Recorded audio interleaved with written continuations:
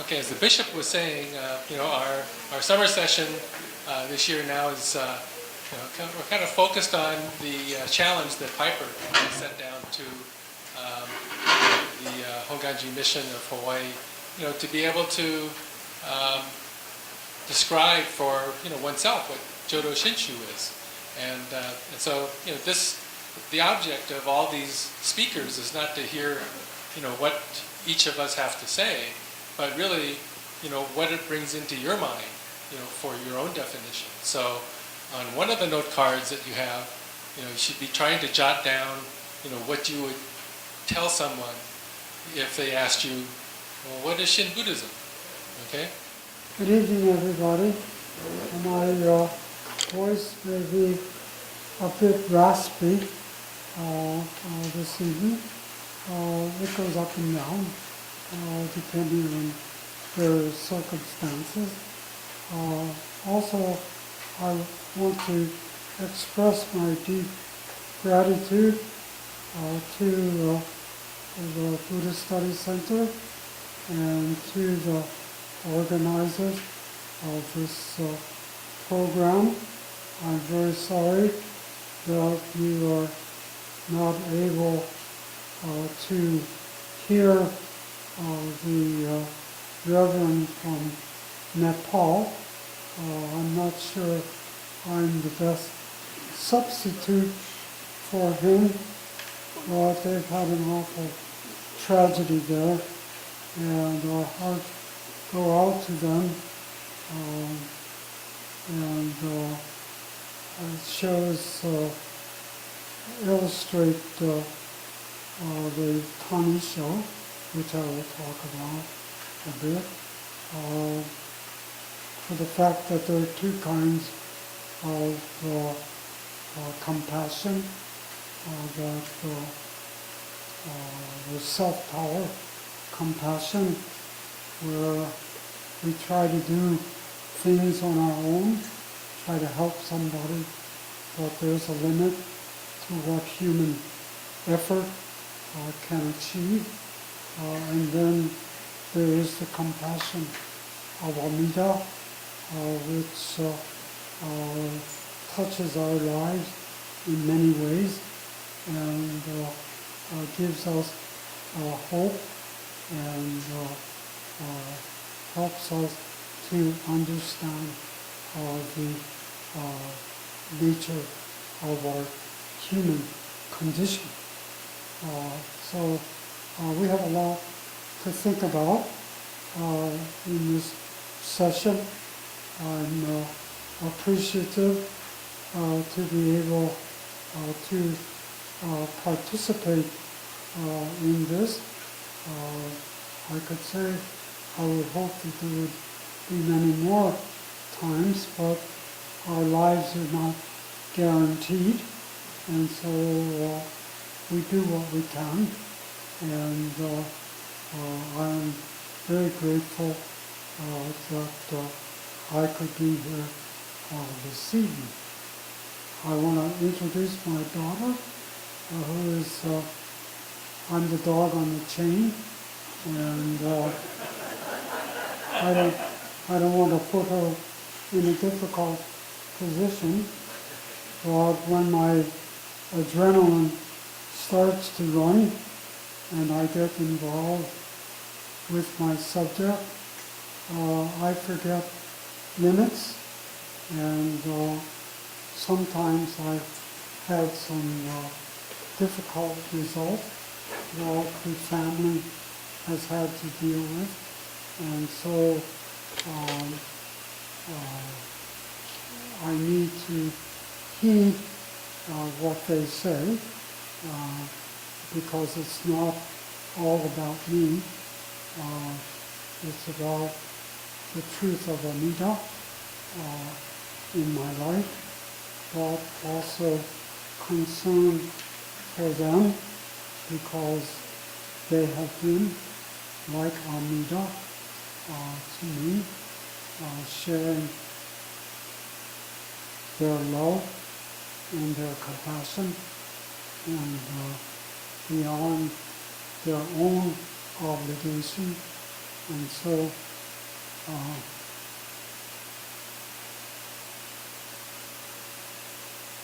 I want to express my appreciation for all the caregivers that are involved with my life at this point. I'm happy to say that at least for the present, my life has been rather stable, and so I still wake up every morning and able to share, to do some things during the day. And I have a great caregiver in Keiji who shares time with me, and we fellowship, going to lunch when we can. And I appreciate very much his compassion and friendship. And there's Dexter, Clive, and Richard, who've been very close friends and have encouraged me and supported me through these challenges that we face. I have a caregiver who is a devout Catholic, and that's fine. And she lets me know all the time the grace and compassion that lies on the other side. And so she tries to encourage me by offering me her faith. And I want to appreciate her because she is so committed and try to understand her faith. I don't challenge her because she is so devout and she means well, although people are not always well tutored in their faith, and so they have a problem in expressing it sometimes. I hesitate to tell her because she is concerned, of course, where I might end up on the other side if I don't share Jesus' grace and compassion. And I credit that as wonderful. But for me, Jesus is, of course, one of the manifestations of Amida, and so have no problem to accept his compassion, but I wouldn't want her to misunderstand. So, I was told a story recently, which I think answers a lot of questions for people that are engaged in Shin Buddhism. We don't worry about what happens after death. I hate to tell her that, but it's of no concern. There was a story about Genza, who was on his deathbed, and a devotee came and asked him what happens to us on the other side when we pass away. And Genza said, just die. Don't worry about it. Everybody's going to die. Just die. That's Amida's business. That's nothing to do with you. And so Amida, as the sutra we recited, embraces all being with compassion, then he also will embrace us. And even if for some reason we are not either knowledgeable or rejecting or whatever it may be, of Amita's compassion, or we see it in another context, in the face of Jesus, or maybe one of the other great teachers and prophets, then that is understandable, and we can just kind of share that and accept what they have to offer us without entering into some kind of a conflict or a problem of rejection. I don't know if any of you have been aware or have seen, there is an internet program, Vatican app, and they had an entry for the Buddhist-Christian dialogue that was just recently completed at the Vatican. And I was amazed when I read the opening address by, I forget his name now, Monsignor somebody, and could have been a Buddhist. His interpretation of Christianity compared with what I grew up with in my Irish Catholic neighborhood, just amazing. His perspective on what Christianity means sounds just like Buddhism, and that we're all embraced by compassion, and that all these paths are ways in which God, for him, speaks to humanity with compassion and grace, and we're all together one in seeking to help humanity find its way. So he had a very broad perspective beyond the issue of that they have the only truth. Of course, they still somehow have that idea, and in the parishes generally, that message from the Pope and from this representative doesn't reach them.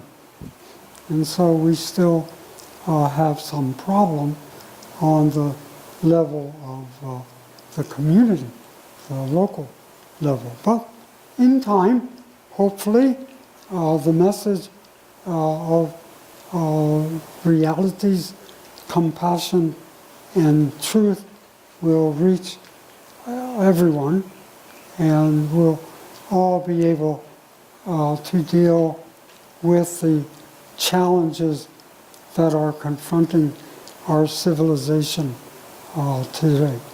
But apart from that, I'm getting off, but I want to just kind of relate to you a bit of my experience. Some of you may have read it. I have a little book, Serendipity, which gives an account of my spiritual evolution and how I got to be where I am today, which, looked at from that early standpoint, really would be unthinkable.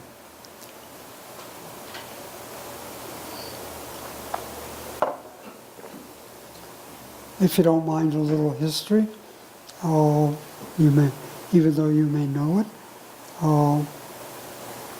I was born, I have Jewish parentage. My father was really nothing. He didn't pay much attention, as young Jews in his generation often did. His mother was Orthodox, and my mother's mother was probably more secular, and but my mother was converted as a young woman before I was born, as a kind of fundamentalist Christian.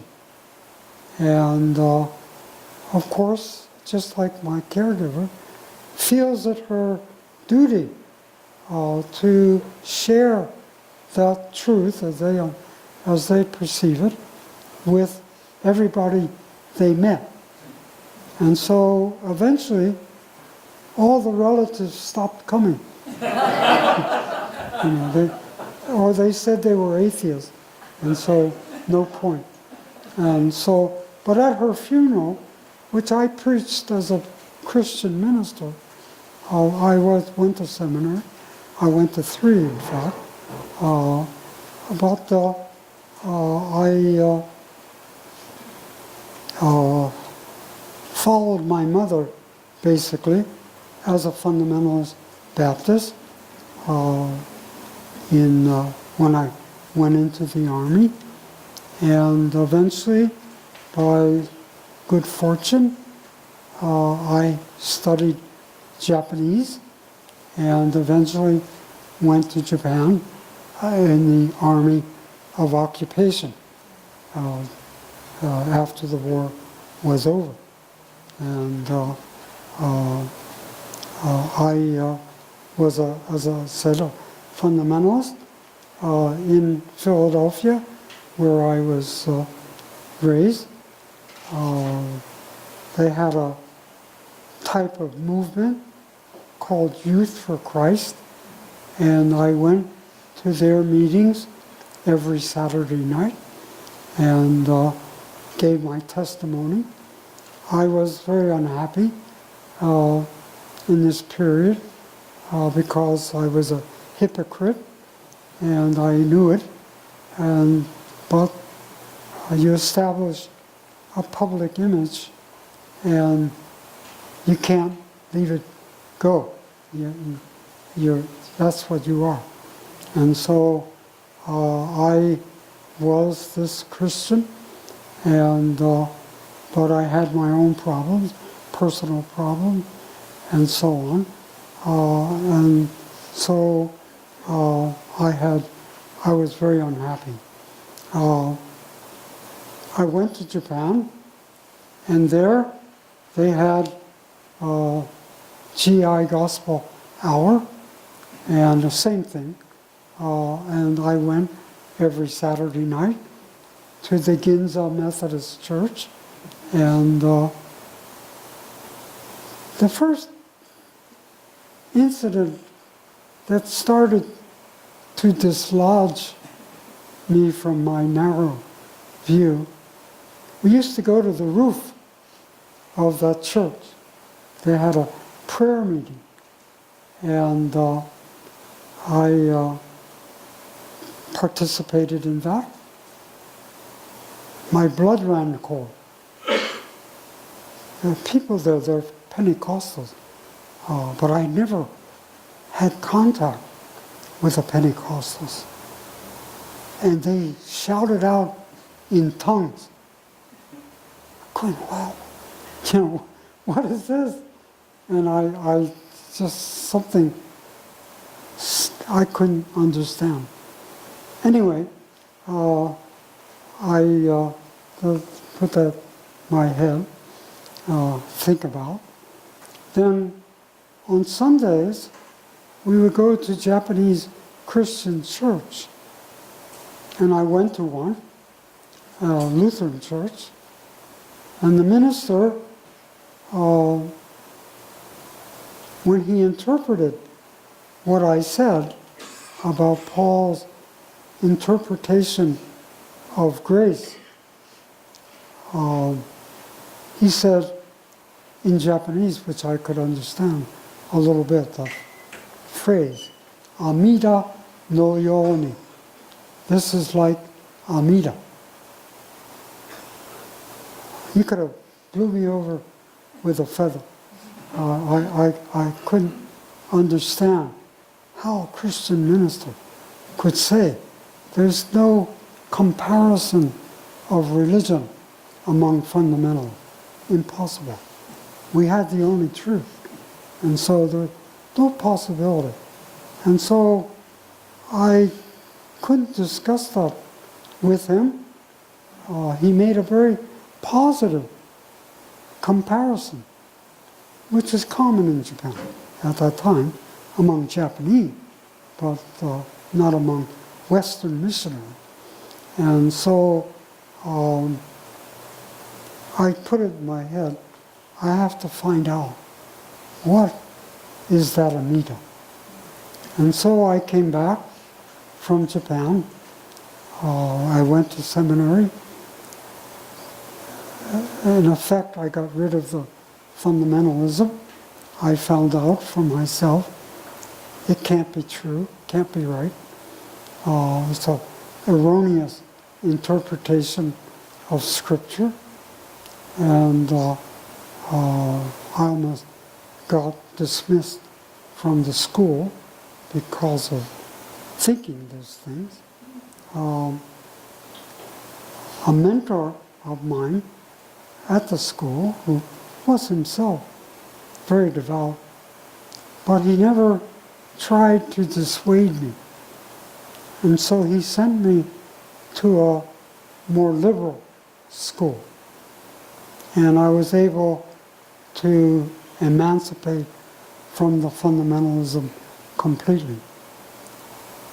Then there's certain incidents that happened, and I ended up at the Harvard Divinity School.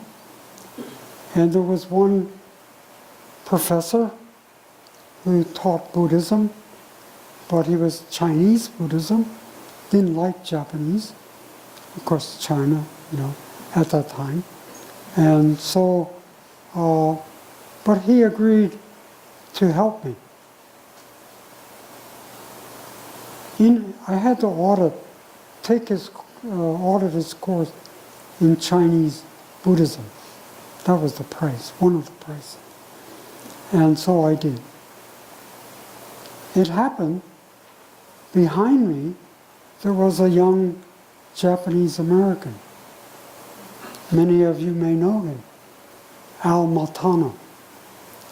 His father had been the minister at Mo'ili'ili for some years. And Al Matano was supposed to follow in his footsteps and become a minister.